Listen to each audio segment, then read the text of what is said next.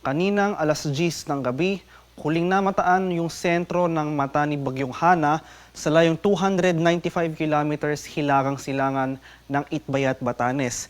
Isa itong typhoon na may taglay na lakas ng hangin na malapit sa gitna na umaabot sa 140 kilometers per hour at pagbugso na umaabot sa 170 kilometers per hour.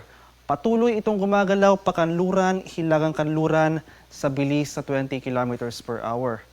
At makikita natin dito sa ating latest satellite images sa labas ng ating Philippine Area of Responsibility dito sa coast ng Southern China ay itong si Bagyong Shaula na dating si Guring. So itong dalawang bagyo na ito, si Bagyong Shaula at Bagyong Hana, patuloy ang pag-iral or patuloy na nilang pinapairal itong ating hanging habagat o southwest monsoon na nagdudulot ng pag-ulan sa malaking bahagi ng Luzon at ang western section ng Visayas.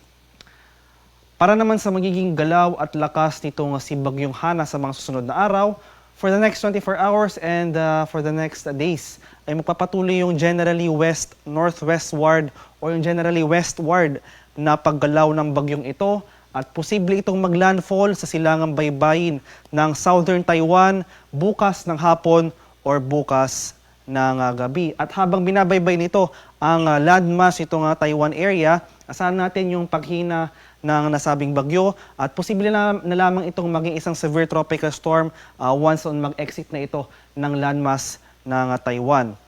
At posible makalabas ng ating Philippine Area of Responsibility itong si Hana pagsapit naman ng Lunes ng umaga. At habang nasa labas ito ng ating Philippine Area of Responsibility, habang nasa Taiwan Strait itong si Hana, magiging almost stationary or halos hindi gagalaw itong si Hana at patuloy yung paghina ng nasabing bagyo.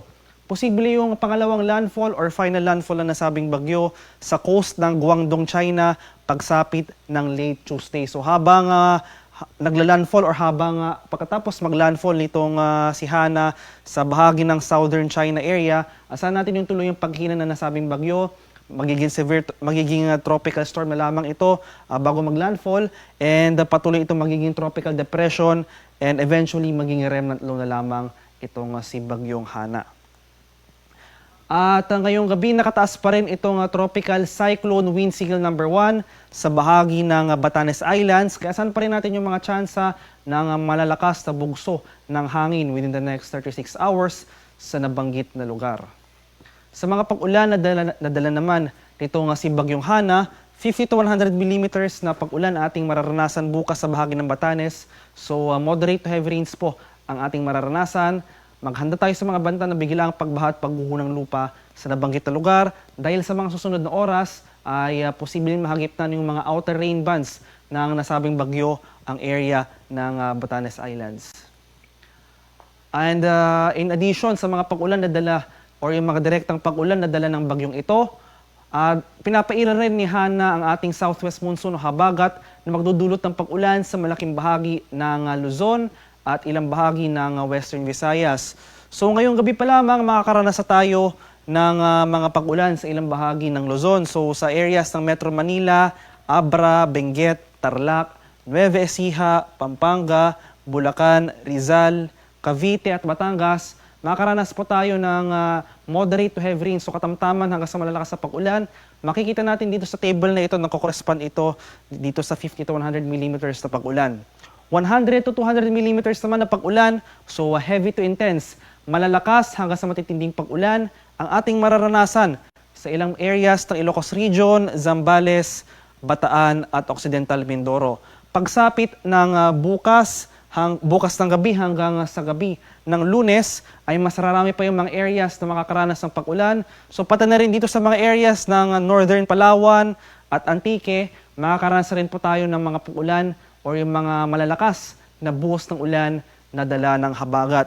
Pagsapit ng Monday night hanggang Tuesday night, bahagyang hihina yung mga pag-ulan sa Occidental Mindoro. So yung mga areas na lamang na makakaranas ng pag-ulan or yung heavy to intense sa pag-ulan, pagsapit ng Monday night to Tuesday night ay yung mga areas na lamang ng Zambales at Bataan. Bahagyang hihina yung mga pag-ulan sa Ilocos Region at Occidental Mindoro. Pero gayon pa man, nakakapagpadulot pa rin ng mga biglang pagbaha at pagguho ng lupa ang mga pag-ulan na ito. Posible yung pag-apaw ng mga ilog at dalampasigan, lalong-lalo na kung tuloy-tuloy ang ating mga pag-ulan na mararanasan. Sa mga malalakas na hangin naman, nabanta nito nga si Bagyong Hana dahil nga may nakataas tayong tropical cyclone wind signal number 1 sa ilang areas ng ating bansa. Asan po natin, lalo pinapaalalahanan po natin ang ating mga kababayan, especially sa mga lugar ng coastal areas o yung mga baybayin, as well as yung mga upland or mountainous areas or yung mga kabundukan. Asahan natin yung posibleng mas malalakas na hangin sa mga lugar na ito. At sa mga areas nga na may wind signal number 1, asahan natin yung minimal to minor impacts na dala ng malalakas na bugso ng hangin na dala nitong si Bagyong Hana. Para naman sa mga malalakas na hangin na dala ng southwest monsoon o hanging habagat na pinapairal nitong si Bagyong Hana, ngayon pa lamang, ngayong gabi hanggang bukas, makakaranas tayo ng mga malalakas na bugso ng hangin.